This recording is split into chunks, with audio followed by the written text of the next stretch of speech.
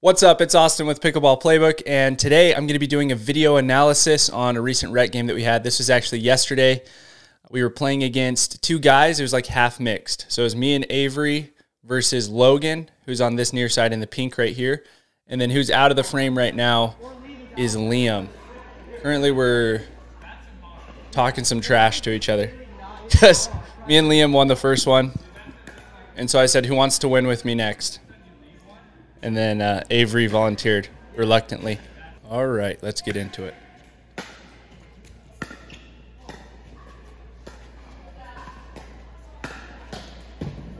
So excellent shot by Liam there. He's on the near side left. He sets himself up by pulling me way out wide here, and then he leans over the kitchen, so he's letting his presence known. Leaning over the kitchen so that he can take the next ball out of the air, and then he goes to the open court. So since he just took me out wide, Avery still has to kind of cover her line. She also wants to try to cover the middle. So she's in between a rock and a hard place because she has to cover two spots because I'm so far off the court. And then he ends up going to the middle spot, which is probably the most open spot. Right there. And it's like, even if I do get that shot back, he's probably going to put the next one away.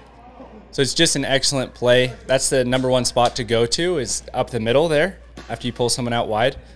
Second best spot's probably going to be back cross court with a dink to set yourself up again. But if the ball is high, you need to be attacking it.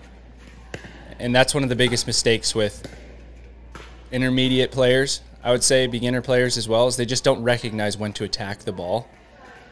It's like if the ball is high, it's above the net tape, you absolutely need to attack it. It's not a negotiable thing.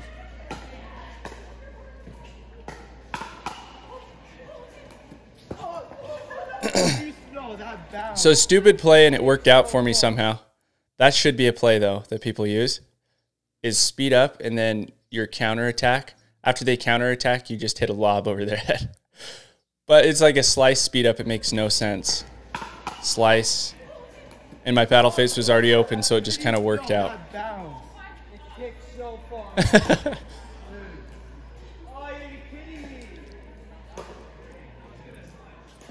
They're super happy about that shot.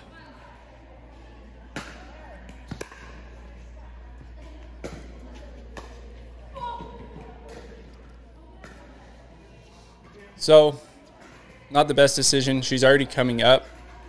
And it's a low percentage shot to hit that in anyway. But not the worst decision either, because maybe it's going to result in a pop-up.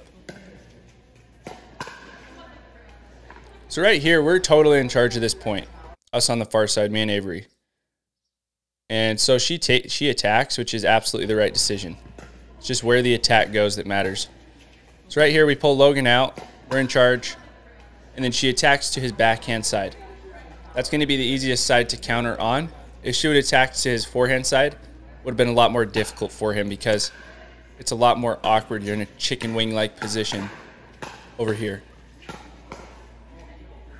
Exhibit A right there. So my attack goes to Liam's forehand side, and then he has to hit a backhand on that side. Because if he goes for a forehand, it's going to be, his paddle face is going to be up. He's going to lose the point anyway. So I'm forcing him to go for a backhand in that position. It's very awkward. It's called the handcuffed position, but you're aiming for either the right hip or right shoulder. So that's where the majority should go. Not every single one, but definitely the vast majority.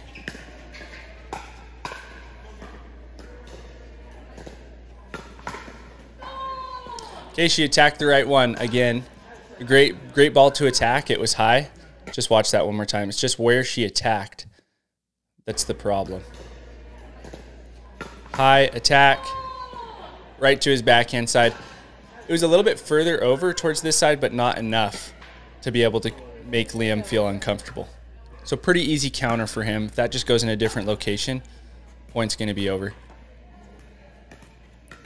Who knows what I was doing there? I don't know why I would slice that return.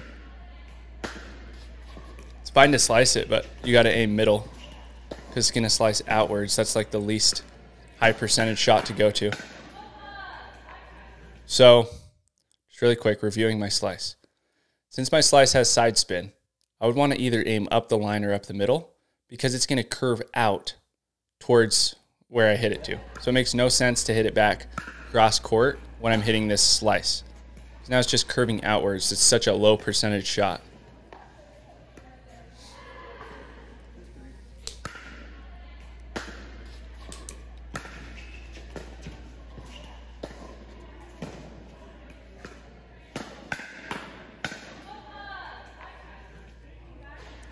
So not bad. She got to that ball, reached in, but then that final attack went to his backhand again. Which is interesting. If you come from another sport, it doesn't really make sense. Like, you'd think the backhand would be weaker, but that's going to be the stronger side when you're hitting speed at someone. Right there, same thing. Logan sped it up to my backhand. It's just a relatively easy counter.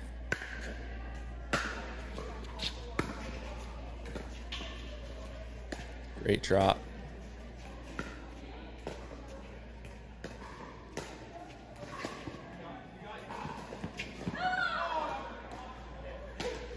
So they're doing something called wind-up dinks, where they act like they're going to hit it hard, they're going to speed up the ball. You pretty much know they're not, especially after you play with them for a while. But essentially all that's doing is it's building your anxiety, because maybe they might speed it up. So now you're ready for a speed up and it makes you tense up. And they end up dinking the ball, and then you typically will miss the dink, just like how you saw, just because it builds up that anxiety. We actually talked about that on our podcast not too long ago, Pickle Brain podcast. It's me and my brother, and we just talk all things pickleball. So if you guys want to check that out, I'll link it right here for you guys to check out. It might be over here. It'll be somewhere in the corner.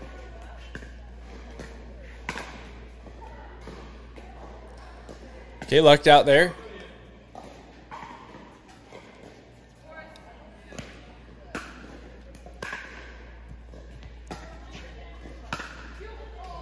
So on a slow ball like that, you're not trying to find the forehand. On a fast ball, you're trying to find their forehand, meaning you're trying to hit it to their forehand. If it's a slow ball, you want to hit it to their backhand, such as a drop, a dink. But then when it comes to a speed up, you're aiming for that forehand pocket to get them in that handcuff position. Okay, we're at 5-4 here.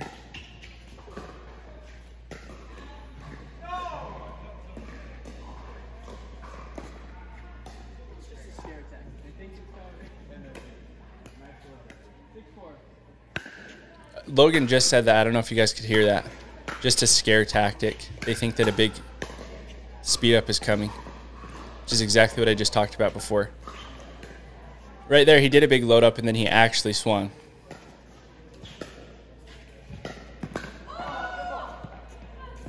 That ATP.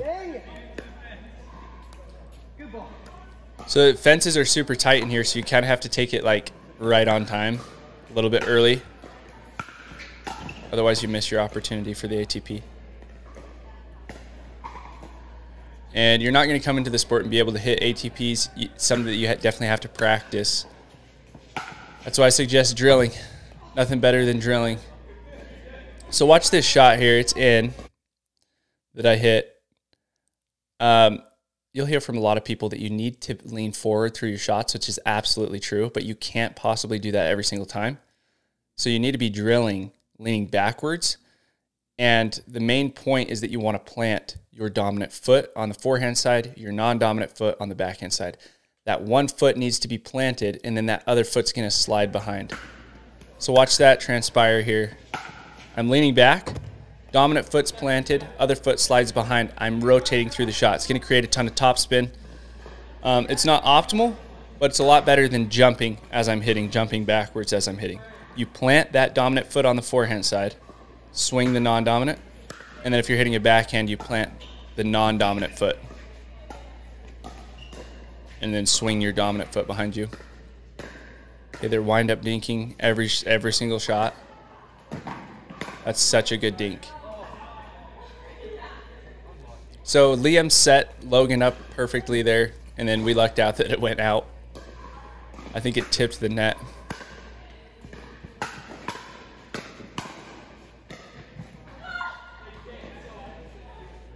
That ball, I remember, I thought I had all the time in the world to get to it, and then when it landed, it just shot to the side fence. That wall is definitely closer than the vast majority of other fences. Too good, just throwing me around the court. So Liam does a really good job here of being in charge of the point. So it doesn't have to be fancy. You just want to get this person's feet moving. You want to get them uncomfortable. The best way to do that is to hit it behind them.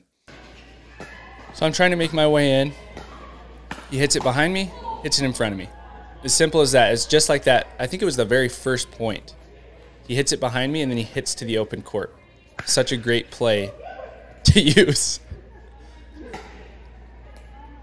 Logan tried to body bag me there.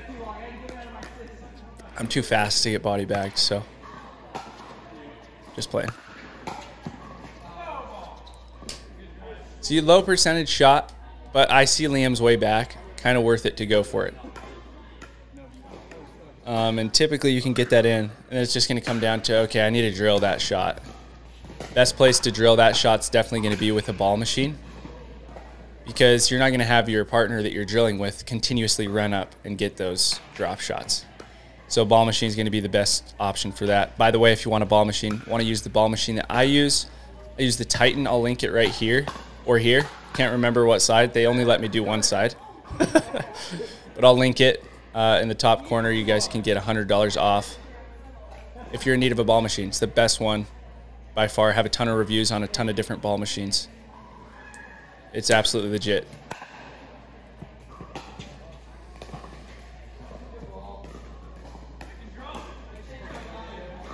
I think that was my first drop, maybe my second drop of this game, because I've been driving everything.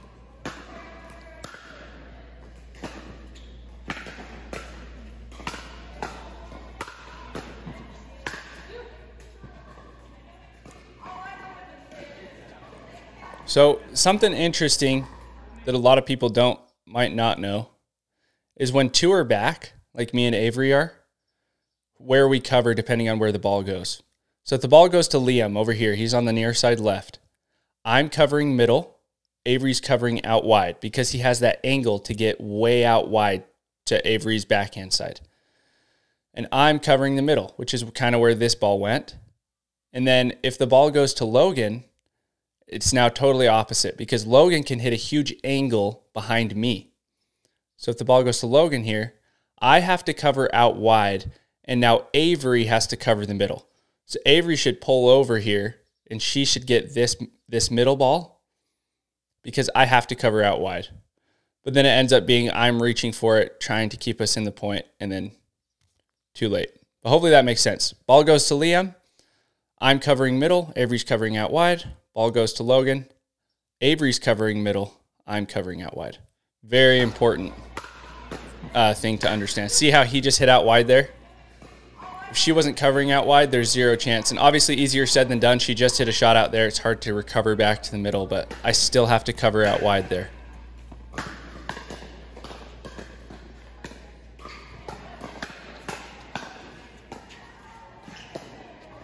I have no idea what just happened there. Looked like we both hit the ball. I'm gonna have to rewatch this point. So you could see anxiety building in everybody that's playing the point, especially like with the reaction afterwards. But the most important thing is just to keep it chill, regardless of how amazing the point is going. If you can keep your heart rate low and just think positive, you're gonna do a lot better than your opponents. Okay.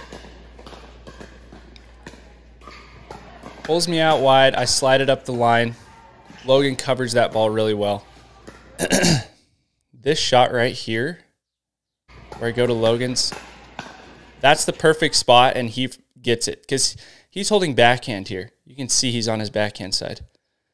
And then I go to his forehand side, and he just gets to it last second with a great shot. So definitely the right location. I think that hit the net maybe? I don't know. I reset it. So he doesn't wind up dink again, and we're just staying in the point. A lot of people from this position, Logan speeds up this ball. We'll try to speed it up back. But your whole goal is to just block it and get it to land in the kitchen in a perfect world. Obviously easier said than done. He speeds. I'm countering that first one because it's above my waist right here. It's the last time I rewind it, I promise. First one's above my waist, counter, reset. And it's the reset that wins the point. You don't have to hit hard necessarily to win points. It's just getting one more ball in, getting it in a low position, a more difficult position for your opponents to hit the ball. Making them feel like they have to do more to win the point. It's essentially what a reset's going to do. Colin Johns is the king of resets, and it just frustrates his opponents because they'll be hitting so hard and he's just blocking it back. And then they feel like they have to create something out of that in order to win the point, when in reality they just don't.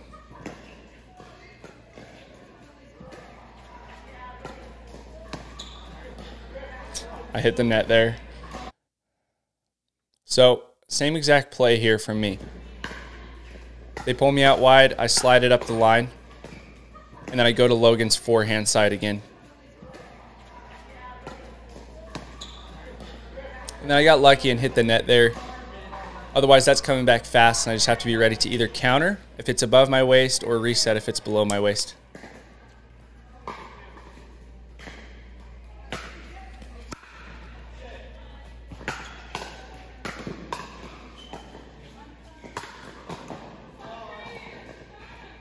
So right there, just like how we talked about earlier, Avery's covering the correct position.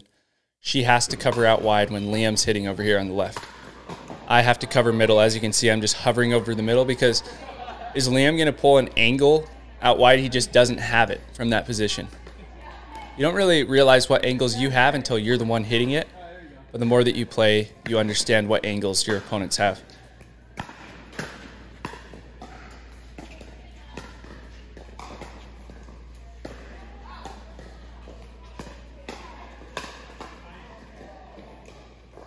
Hits it behind me, puts me in an awkward position. I pop up the ball, and then he puts it away at me, which is the correct spot. He could put it at my partner, but my partner's not off balance, really. And my partner's probably taking a few steps back. So keep going at the person that you're attacking that's off balance. Thankfully, that went out. Let's rewatch that point.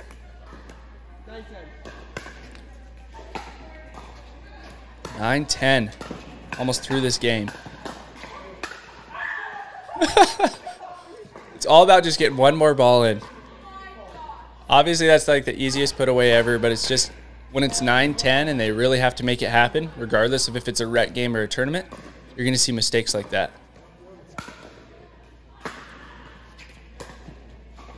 On both sides. Because the people at 10 want to close just like that. Like, simple mistake. I should never miss that. We want to close and get the ball back. This team wants to get to 10.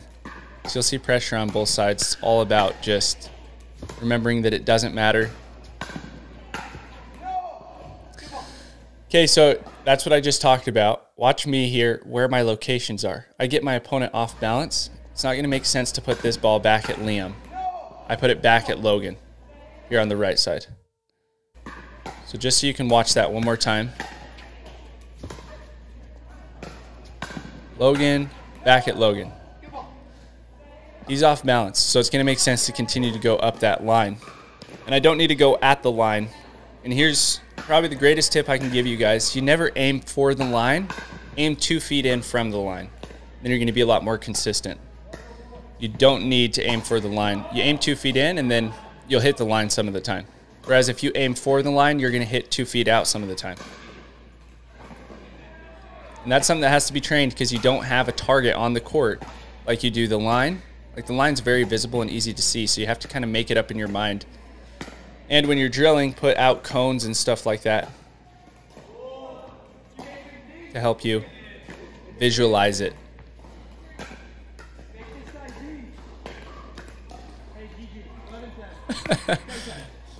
So much trash talk going on right now.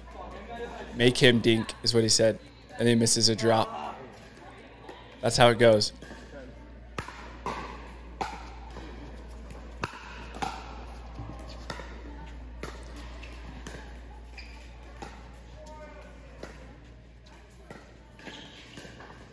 So we're in control of the point. Now it's neutral again.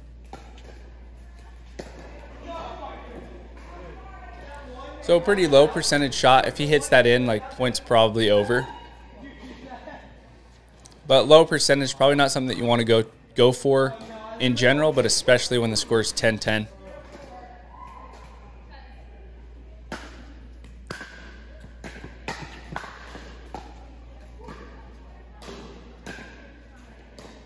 Should not miss that. Should not miss that.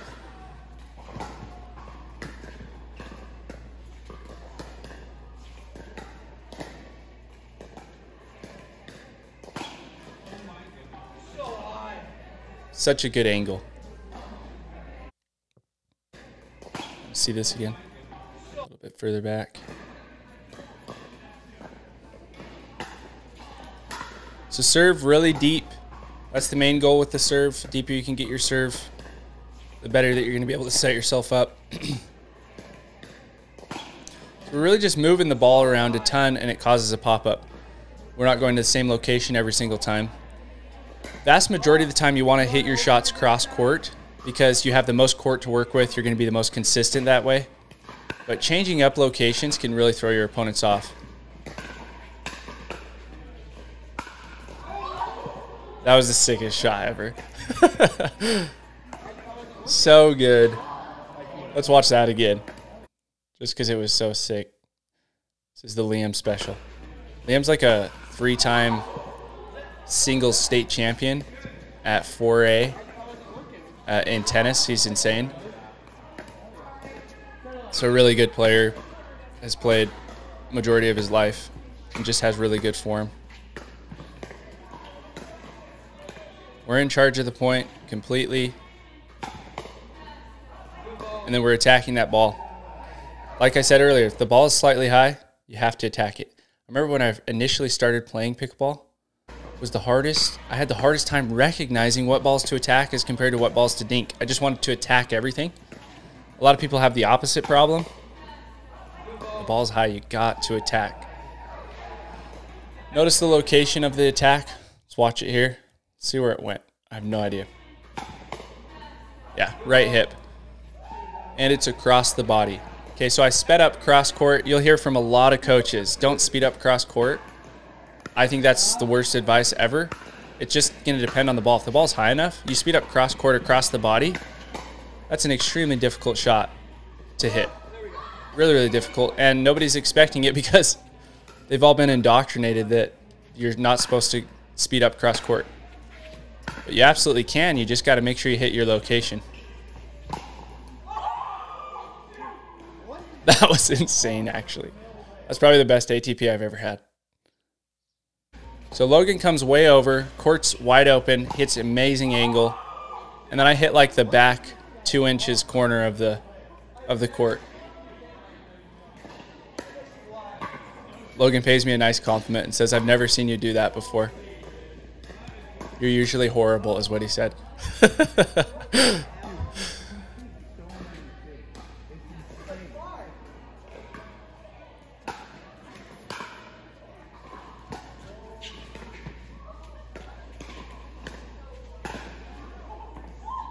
Oh, I think that was for the game. Maybe not. I don't know. It might have been a little 11-11.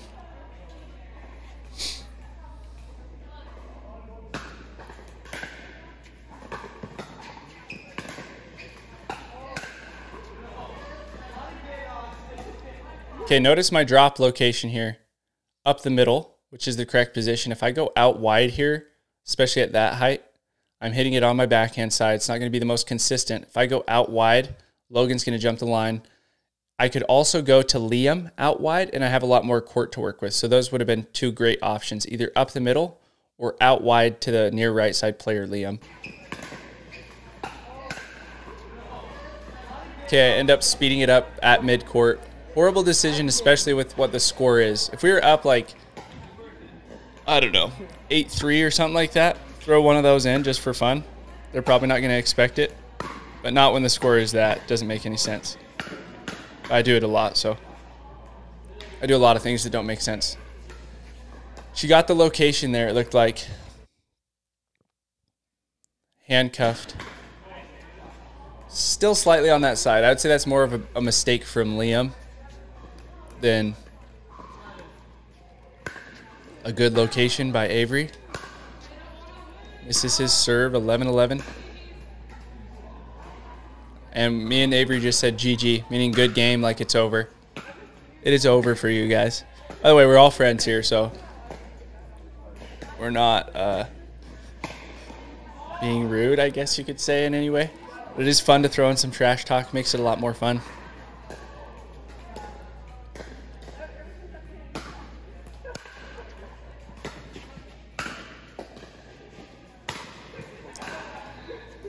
So as you saw, I pulled out wide because that's what I have to cover. Avery pulled in. She has to cover middle. And there's just no chance with that wall right there. Even if there's not a wall there, there's probably still no chance. Horrible miss. Avery had a really good decision here. She's pulled out wide and she hits it up the middle. That's going to be the best spot because it takes away your opponent's angles. He then speeds up the ball, and I was way ahead of it. And so I hit it into the net. 12-11. Okay, it's high. You have to hit hard. Easier said than done.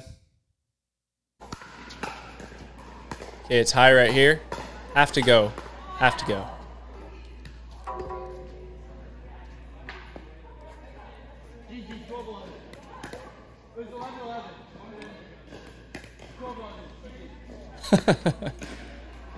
One more stop.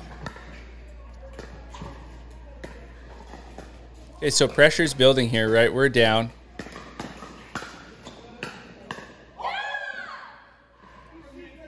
Got the right location, so I'm going to Logan's forehand side again. And I kept it low enough. As you can see, I'm like at mid-court here, speeding up the ball. A lot of people also think that that's a bad decision. It just depends on the height of the ball.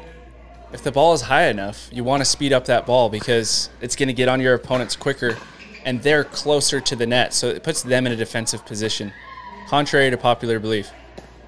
If you can get the right location from that position, it's just going to make sense. I cannot believe he hit that in. So I'm straight up going for a body bag there because I hit a slice speed up there, which nobody's expecting a slice speed up. Everybody's expecting topspin. So they're expecting a dink when I slice like that. And they obviously get to it. Okay, sped it up and I saw a huge load, so I just automatically said, ow! And then Avery didn't touch it as well.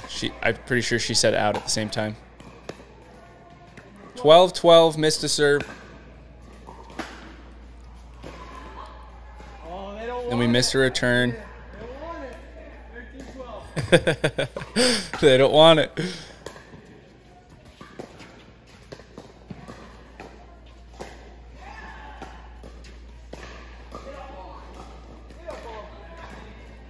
Make him dink. That's all I can say. Make him dink.